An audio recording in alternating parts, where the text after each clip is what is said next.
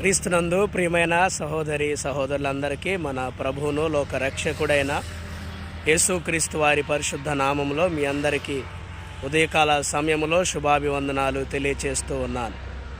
దేవుడు ప్రేమించి కనికరించి మన ప్రాణ ఆత్మ దేహాలను ప్రభు మంచి విశ్రాంతిని అనుగ్రహించి మరొక రోజుని మన జీవితాల్లో పొడిగించారు. అందును బట్టి మనం అందరము కూడా ప్రభుని స్తుతించబద్దులమై ఉన్నాం. ఈ ఉదయకాలంలో దేవుని మాట వినటం ఎంతైనా శ్రేయస్కరం.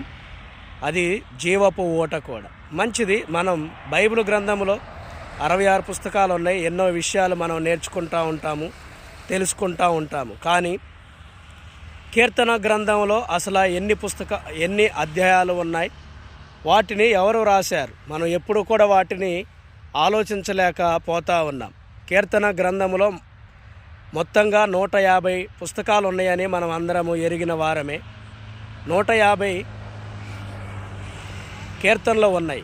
వాటిలో ఒక్కొక్కటి మనం జాగ్రత్తగా ఆలోచించడానికి ప్రయత్నం చేద్దాం.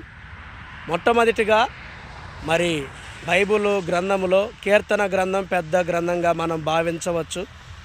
అలాగే దానిలో అనేక విషయాలు మనం చూడగలుగుతాం. స్తుతి కీర్తనలు, కృతజ్ఞత, శ్రమలకు సంబంధించి, చెరసాలకు సంబంధించి, ప్రవచనాలు, నెరవేర్చబడినవి, నెరవేర్చబడవలసినవి, ఏ విధంగా మనం చాలా విషయాలను కూడా చూడగలుగుతాము. అంతేకాదు ఇంకా మనం చాలా విషయాలు నేర్చుకోవచ్చు. ఇంకా ఇది నేను క్లుప్తంగా చెప్పడానికి ఇష్టపడతాను. మొదటిగా దావీదు 73 కీర్తనలు వ్రాశాడు. రెండవదిగా మనం చూస్తే ఆసాపు 12 కీర్తనలు వ్రాశాడు. కోరాహు కుమారులు 10 కీర్తనలు వారు రాశారు. కోరాహు కుమారులతో కలిసి మరి 3 కీర్తనలను మనం చూడగలిగితే హేమాను, ఏతాను, అలాగే మోషే ఒక్కొక్క కీర్తనలు రాశారు. చివరిగా సొలొమోను 2 కీర్తనలు రాశారు. వీటన్నిటిని మనం చూడగలిగితే 100 కీర్తనలు మనకి వస్తాయి. ఇక 50 కీర్తనలు వేరు వ్యక్తులు రాశారు. అయితే ఆ 50 కీర్తనల గురించినటువంటి పూర్తి వివరణ మనకు బైబిల్ గ్రంథంలో ఇవ్వలేదు. కనుక ఆ వేరు వ్యక్తులు రాశారన్న చిన్న అభిప్రాయం ఉంది. అలాగే కీర్తన 1వ అధ్యాయం 2వ వచనం తెలియని వారు ఉండరు. యెహోవా నా కాపరి 23వ కీర్తన తెలియని వారు ఉండరు.